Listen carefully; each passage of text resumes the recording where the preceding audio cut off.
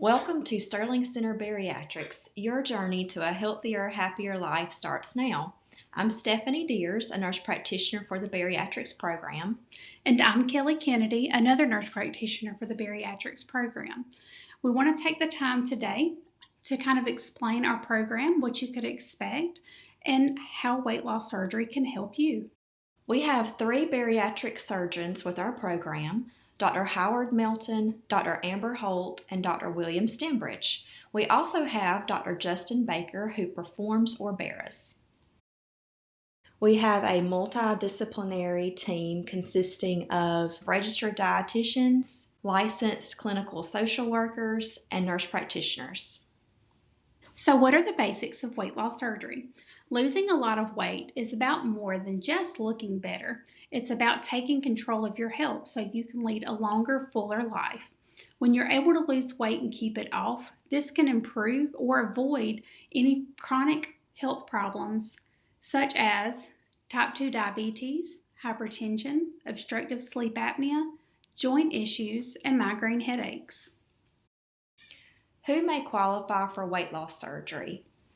This is essentially based off of your BMI, which stands for Body Mass Index. It is calculated at your initial consultation using your height and weight. Patients with a BMI of greater than 40 qualify for weight loss surgery, as well as patients with a BMI of at least 35 with at least one comorbidity, such as high blood pressure, diabetes, and sleep apnea. Non-surgical options are also available for patients that don't meet criteria for surgery.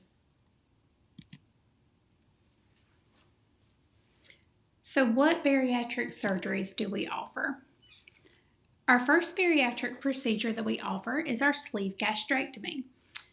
Sometimes you may hear this procedure called vertical sleeve gastrectomy or robotic sleeve gastrectomy.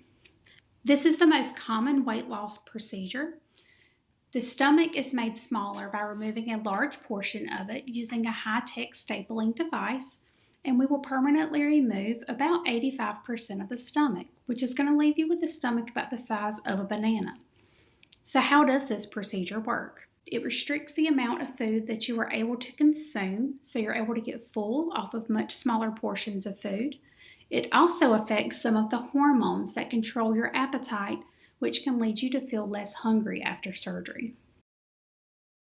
Another operation we offer is a gastric bypass. With a gastric bypass, the stomach is separated and a small stomach pouch is created using a high-tech stapling device. The small stomach pouch is connected to a limb of the small intestine. Therefore, the remaining part of the stomach and a portion of the small intestine is bypassed. It is not used by the body. How does this procedure help you lose weight? It restricts the amount of food you're able to consume, and it also allows you to absorb fewer calories and nutrients from the food that you eat by malabsorption. This can be a really good procedure if you have chronic reflux that is not well controlled with medication. We also have non-surgical options available for those who may not qualify for permanent surgical options. Our first procedure is an endoscopic sleeve gastroplasty, or an ESG for short. This procedure is performed by an endoscopic procedure with no external incisions. We will be using an overstitch device that is going to be used to suture the inside of the stomach, which will reduce its size by about 70 to 80%.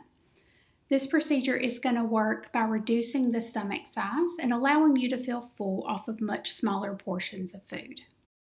Another non-surgical option is an Orbera balloon. This is also performed with endoscopy.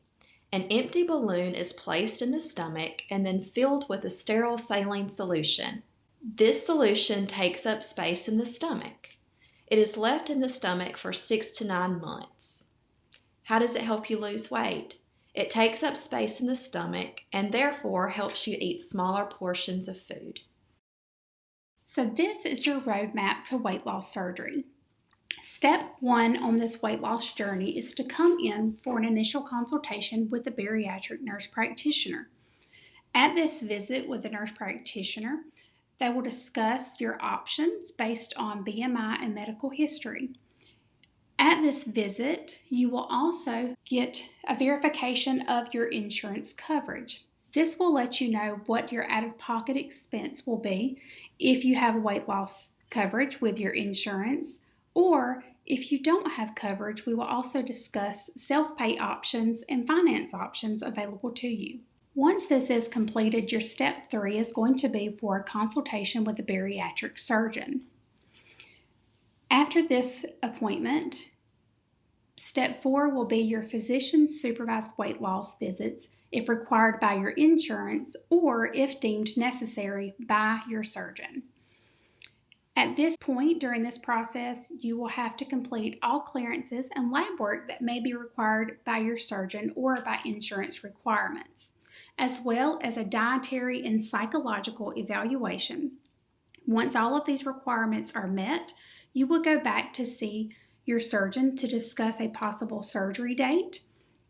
It is important to remember that all of your age-related screenings, such as colonoscopies, mammograms, and pap smears, must be up to date prior to any surgical or non-surgical procedures.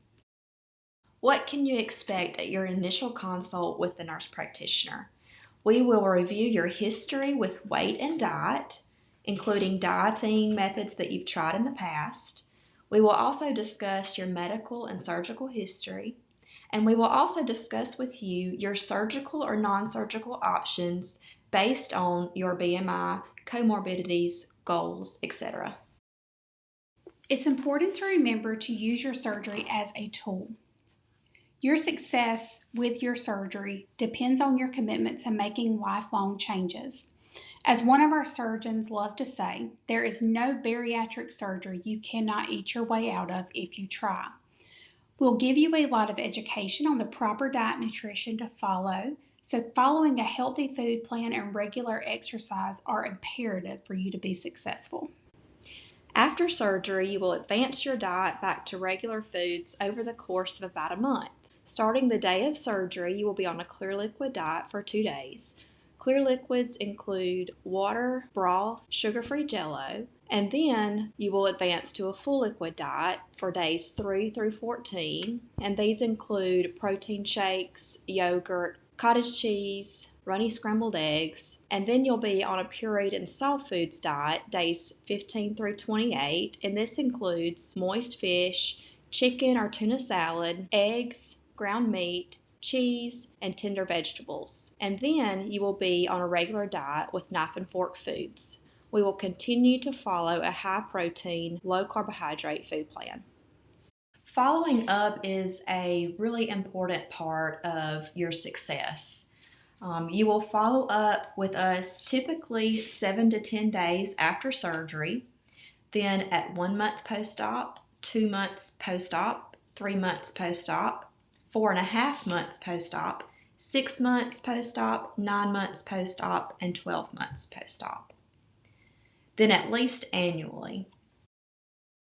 Having support after surgery is also an important part of this journey.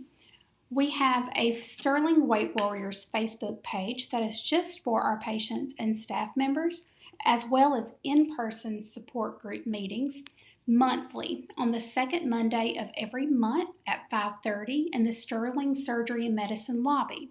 We also live stream these meetings on our Sterling Weight Warriors Facebook page, so if you cannot make it in person, you're able to attend virtually. Thank you for your interest in Sterling Center Bariatrics. We look forward to serving you.